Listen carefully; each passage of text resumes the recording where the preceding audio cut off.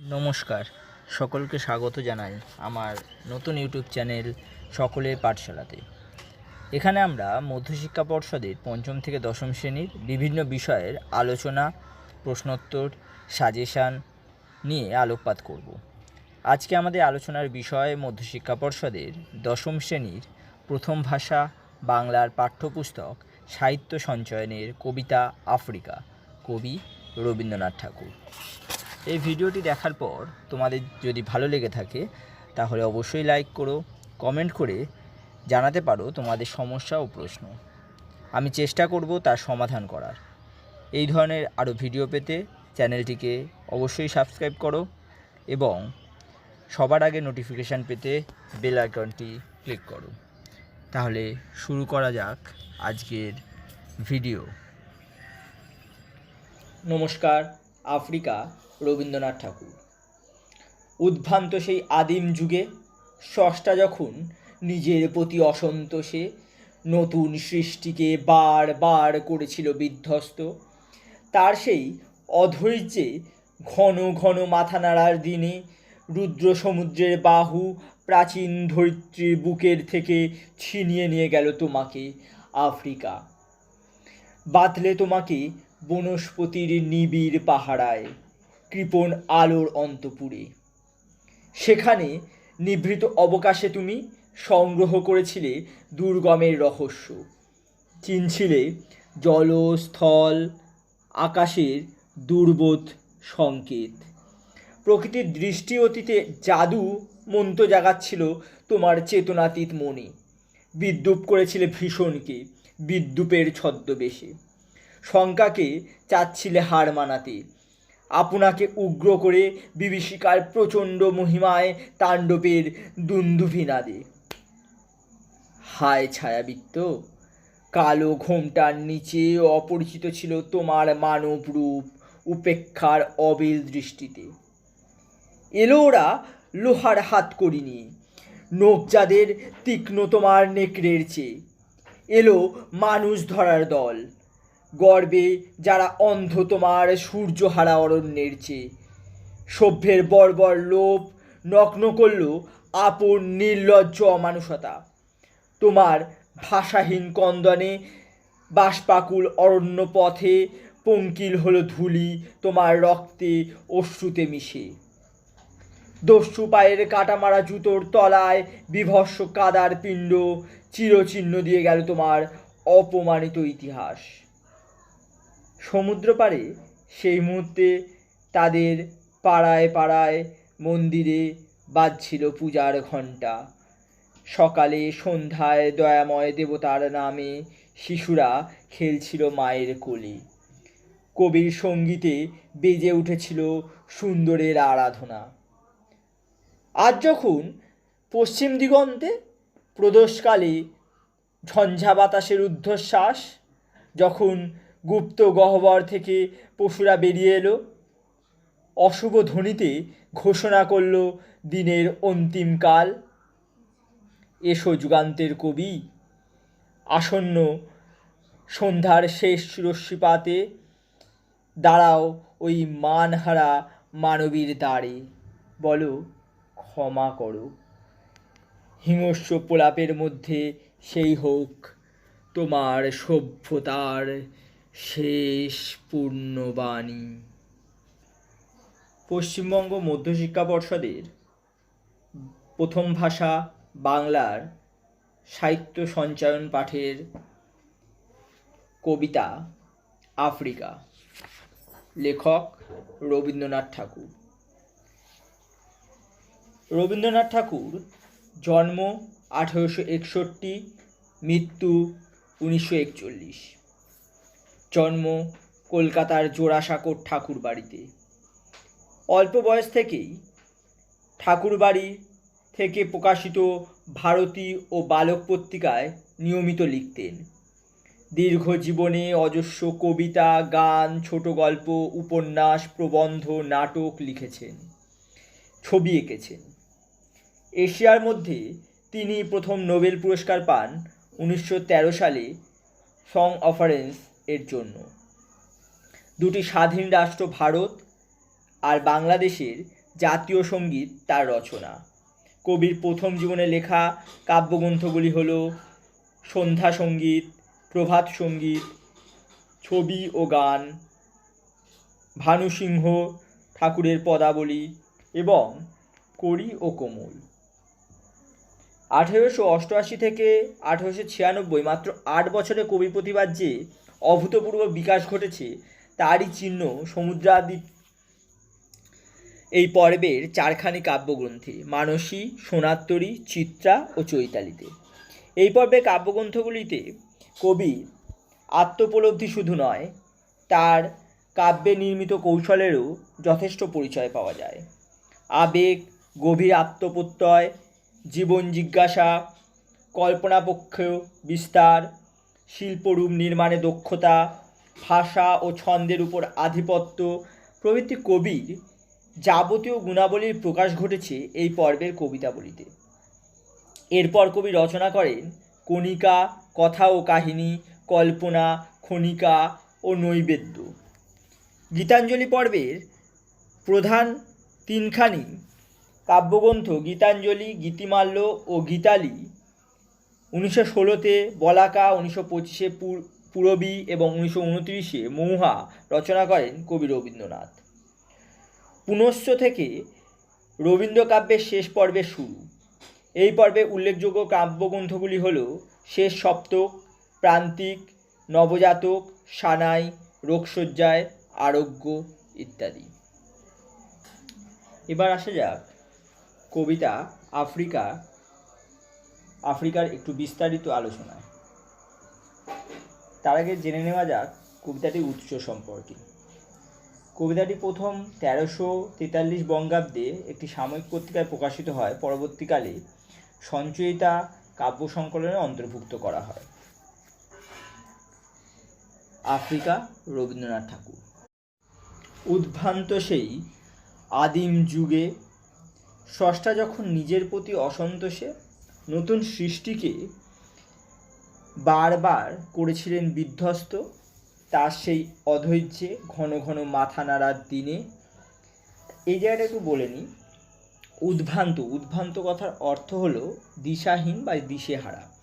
অর্থাৎ পৃথিবীর সৃষ্টির সময় আদিম যুগের কথা বলা হয়। যখন পৃথিবী উদ্ভব হয় তখন সমস্ত কিছু ছিল দিশেহারা, নির্দিষ্ট দিক ছিল না, কি হবে সে সম্পর্কে নির্দিষ্ট কিছু বলা ছিল না। স্রষ্টা অর্থাৎ ভগবান তখন নিজের প্রতি অসন্তুষ্ট ছিলেন। নিজে যে সৃষ্টিটা করেছে এই পৃথিবী, সে সৃষ্টি করে নিজে সম্পূর্ণরূপে সন্তুষ্ট ছিলেন না, নতুন সৃষ্টিকে বারবার করছিলেন বিধ্বস্ত। তাই তিনি তার সৃষ্টিটাকে বারবার পাল্টানো, চেঞ্জ করার চেষ্টা করছিলেন। তার সেই অধৈর্যে ঘন ঘন মাথা নাড়ার দিনে। অধৈর্য অর্থাৎ যখন আমরা ধৈর্য হারিয়ে ফেলি তখন আমরা বারবার মাথা নাড়ি, হ্যাঁ কোনো জিনিসে হ্যাঁ বা না বলার সময়, সেরকম ব্যাপার। তার সেই অধৈর্যে ঘন ঘন মাথা নাড়ার দিনে রুদ্র সমুদ্রের বাহু। রুদ্র মানে প্রচণ্ড রেগে যাওয়া। সমুদ্রের বাহু মানে সমুদ্র মানে জলরাশি, বিশাল জলরাশি, বাহু মানে বিস্তার, ঠিক আছে। বিশাল সমুদ্রের যে বিস্তার, তা প্রাচী ধরিত্রীর বুক থেকে, ধরিত্রীর বুক বলতে প্রাচী কথার অর্থ প্রাচ্য থেকে প্রাচী কথাটা এসেছে। প্রাচ্য কোনটা? আমাদের এই মহাদেশ, এশিয়া মহাদেশ। এর থেকে এই প্রাচী ধরিত্রী অর্থাৎ এশিয়া মহাদেশ, সে থেকে বুকের থেকে ছিনিয়ে নিয়ে গেল তোমাকে আফ্রিকায়। এর থেকে অনেকটা দূরে করে দিল, সমুদ্রকে দূরে করে দিল। এই প্রসঙ্গে একটু বলে রাখি, এটা এই যে ধারণাটা, এটা রবীন্দ্রনাথ ঠাকুরের পাত সঞ্চালন তত্ত্বের সঙ্গে যুক্ত। পাত সঞ্চালন তত্ত্বের মাধ্যমে বলা হয়েছে আদিমকালে যে পৃথিবী একটা মহাদেশ, একই মহাদেশ এবং একই মহাসাগরে ছিল। পরবর্তীকালে পাত সঞ্চালনের মাধ্যমে এই মহাদেশগুলো বিভক্ত হয়েছে এবং মধ্যবর্তী অংশে তৈরি হয়েছে সমুদ্র।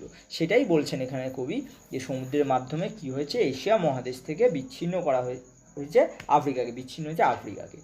কে করেছে এটা? অবশ্যই স্রষ্টা। বাতলে তোমাকে বনস্পতির নিবিড় পাহারায় কৃপণ আলোর অন্তপুরে দিয়ে তোমাকে কি করলো? আফ্রিকা। তোমাকে বলতে এখানে আফ্রিকাকে উদ্দেশ্য করে বলা হচ্ছে।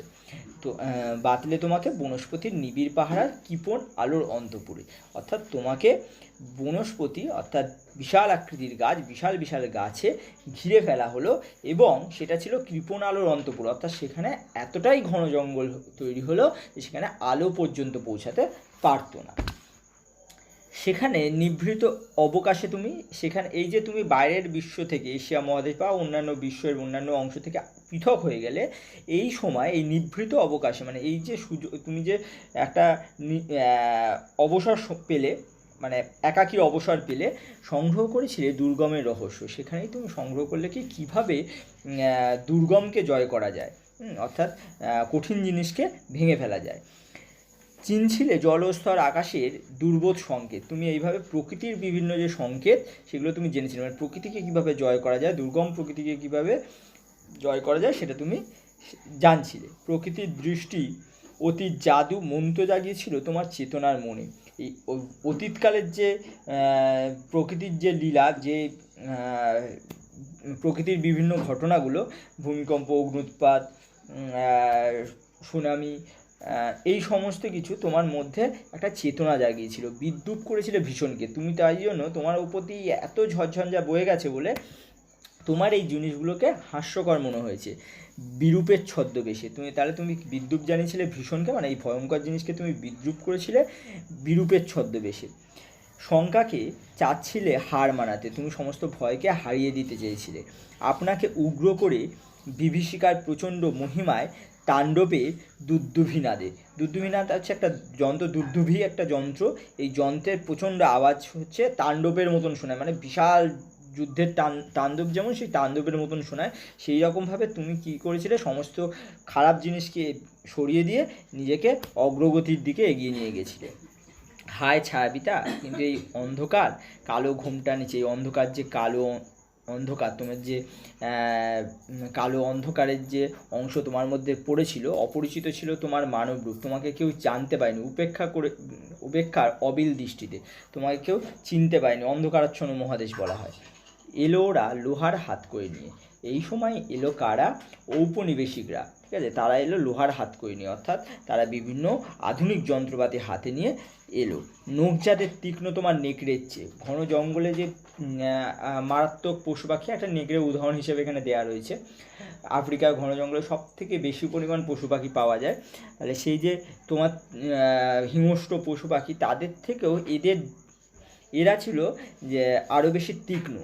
এলো মানুষ ধরার দল, কারণ এই ঔপনিবেশিকরা কী করে, অন্য অঞ্চলে যায়, সে অঞ্চল দখল করে সেখানকার মানুষকে নিজেদের দাস বানায়, তাই এদেরকে বলা হয়েছে মানুষ ধরার দল। গর্বে যারা অন্ধ তোমার সূর্যহারা অরণ্যের চেয়ে। এরা এতটাই গর্বে, মানে নিজেদের প্রতি এতটাই অহংকার যে এরা তোমার ওই সূর্যহারা অরণ্যের থেকেও নিজেকে বড় মনে করে, যে অরণ্যে সূর্যের প্রবেশ করতে পারে না। সভ্যের বর্বর লোভ, এরা সভ্য কিন্তু এরা মানে বর্বরদের মতন লোভী, ঠিক আছে। বর্বর বলতে যাদের মন খুব কট্টর। নগ্ন করলো আপন নির্লজ্জ অমানুষতা, তারা নিজেদের মনের যে অমানুষতা, সে অমানুষতা দেখালো। মানুষের মতন আচরণ না করে তারা কী করলো, নির্লজ্জের মতন আচরণ করলো। তোমার ভাষাহীন কন্দনে বাষ্পাকুল অরণ্য পথে। তোমার যে কান্না, যেটা ভাষায় প্রকাশ করা যায় না, এরম যে কান্না, যেটা এই অরণ্যের পথে বয়ে যাওয়া বাতাসের মধ্য দিয়ে ভেসে আসলো এই অত্যাচারের জন্য। পঙ্কিল হলো ধুলি তোমার রক্ত অশ্রুতে মিশে। চারিদিক কী হলো, পঙ্কিল হয়ে গেল, মানে কাদা হয়ে গেল। কিসের জন্য কাদা হলো? তোমার চোখের জল আর তোমার রক্তে, ঠিক আছে। এটা আফ্রিকা মহাদেশে এই যে বহিঃশত্রু, অর্থাৎ ইউরোপের বিভিন্ন শক্তি, ডেনমার্ক, স্পেন, ইংল্যান্ড, ফ্রান্স, এরা যে দখল করলো, তার ফলে আফ্রিকার যে অরণ্য ধ্বংস হতে শুরু করলো, অরণ্য কেটে নেওয়া হলো, পাহাড় কাটা হলো, সেখান থেকে খনি তৈরি করা হলো, খনির জিনিস তুলে নিয়ে চলে আসা হলো। এটা আফ্রিকার ক্ষেত্রে কন্দনস্বরূপ তারা কাঁদলো, এবং সেই ঘটনাটারই বিবরণ এখানে লেখক দিয়েছেন। দস্যু পায়ের কাটা মারা জুতোর তলায় বিভৎস কাদার পিণ্ড। তারা কী করলো, আফ্রিকাটাকে মারিয়ে দিয়ে চলে গেল, মানে ধ্বংস করে দিয়ে চলে যেতে থাকলো। চিরচিহ্ন দিয়ে গেল তোমার অপমানিত ইতিহাস। তাহলে যেটা প্রকৃতি যেটা করতে পারেনি, প্রকৃতি যেখানে তোমাকে আড়াল করে রেখেছিল সমস্ত কিছুর মধ্যে থেকে, সেটা কি করলো, এই সভ্য মানুষ সেটাকে কী করলো, সেই ইতিহাসটাকে কালিমায় লিপ্ত করলো। সমুদ্র পাড়ে সেই মুহূর্তে তাদের পাড়ায় পাড়ায় মন্দিরে বাজছিল পূজার ঘণ্টা। হ্যাঁ, সমুদ্রের পাড়ে সেই মুহূর্তে তাদের, অর্থাৎ ওই সভ্য মানুষদের। মন্দিরের ঘণ্টা বাজছিল সেখানে। সকাল সন্ধে দয়াময় দেবতার নামে শিশুরা খেলছিল মায়ের কোলে। সেখানে কিন্তু সব ঠিক আছে, তাদের সভ্য জগতে সব ঠিক আছে। সেখানে শিশুরা মায়ের কোলে খেলছে, সেখানে কোনো অশান্তি নেই, কোনো মারামারি নেই। যে যত সমস্যা তারা কী করলো, আফ্রিকাটাকে ছিনিয়ে নিল। কবির সঙ্গীতে বেজে উঠেছিল সুন্দরের আরাধনা, সেখানে কিন্তু সুন্দরের আরাধনা চলছিলই। সে আফ্রিকার যে বিভৎস সেই জিনিসটা সেখান পর্যন্ত পৌঁছায়নি। আফ্রিকার যে বিভৎসতা, আফ্রিকার উপর যে অত্যাচার, সেটা তাদের কানে পৌঁছায়নি। আর যখন পশ্চিম দিগন্তে, পশ্চিমতে আফ্রিকা যেহেতু পশ্চিম উপকূলে অবস্থিত, ভারতের পশ্চিম দিকে অবস্থিত, তাই বলছে পশ্চিম দিগন্তে প্রাদোষকালে পশ্চিম দিকে কী হয়, সূর্য অস্ত যায়। প্রাদোষকাল মানে সূর্য অস্ত যাওয়ার সময়। প্রাদোষকালে ঝঞ্ঝা বাতাসের রুদ্ধশ্বাস, ঝঞ্ঝা বাতাসে রুদ্ধশ্বাসে ঝড়ঝঞ্ঝার যে প্রচণ্ড ঝড়ঝঞ্ঝায় যখন শ্বাস বন্ধ হয়ে আসে, তখন গুপ্ত গহ্বর থেকে পশুরা বেরিয়ে এলো। সেই সময় কী হয়, গুপ্ত গহ্বর থেকে পশুরা বেরিয়ে আসে। কারা এই পশুরা? তারা হচ্ছে ঔপনিবেশিকরা। অশুভ ধ্বনিতে ঘোষণা করলো দিনের অন্তিমকাল। তারা বলতে থাকলো যে আফ্রিকার দিন শেষ হয়ে এসেছে। তারা এই কথা বলতে লাগলো, এসো যুগান্তরের কবি। তাহলে এই সময় কাদের? আমাদের সবাইকে একত্রিত হওয়া উচিত। আসন্ন সন্ধ্যার শেষ রশ্মি পাতে, এই যে সন্ধ্যা শেষ হয়ে আসছে, সূর্যের যে শেষ আলোটুকু, সেখানে দাঁড়িয়ে মানহারা মানবীর দ্বারে, যাদের মান সম্মান নেই, যারা মানহারা, যারা নিজেদের সম্মান নেই, তাদের কাছে বলি, ক্ষমা করো। হিংস্র প্রলাপের মধ্যে সেই হোক তোমার সভ্যতার পুণ্যবাণী। আমরা তো সভ্য জাতি হয়ে সেটা পারলাম না, তোমাদের উপর অত্যাচার করলাম। তোমরা কি করো, তোমাদের সেই মহান মানবতা দিয়ে তুমি আমাদেরকে ক্ষমা করো। আফ্রিকার কাছে এটাই আমাদের অনুরোধ। হিংস্র প্রলাপের মধ্যে সেই হোক তোমার সভ্যতার শেষ পুণ্যবাণী। এই হলো আফ্রিকা কবিতা। ঠিক আছে, এটা ওই আফ্রিকার ওপর যে বিভিন্ন ঔপনিবেশিক শক্তিগুলির যে অত্যাচার, তার প্রেক্ষাপটে লেখা, বুঝতে পারলি? রবীন্দ্রনাথ ঠাকুরের আফ্রিকা। তাহলে আশা করি সকলে বুঝতে পেরেছো। যদি বুঝতে পারো, ভালো লাগে, তাহলে এই ভিডিওটাকে লাইক করো এবং আমার এই চ্যানেলটা, নতুন চ্যানেল, এই চ্যানেলটিকে সাবস্ক্রাইব করো। সাবস্ক্রাইব বাটনে প্রেস করে সাবস্ক্রাইব করো এবং বেল আইকনটিকে প্রেস করো। তাহলে আমার যে পরবর্তী ভিডিওগুলো, সেগুলোর নোটিফিকেশান তোমাদের কাছে পৌঁছে যাবে। ধন্যবাদ।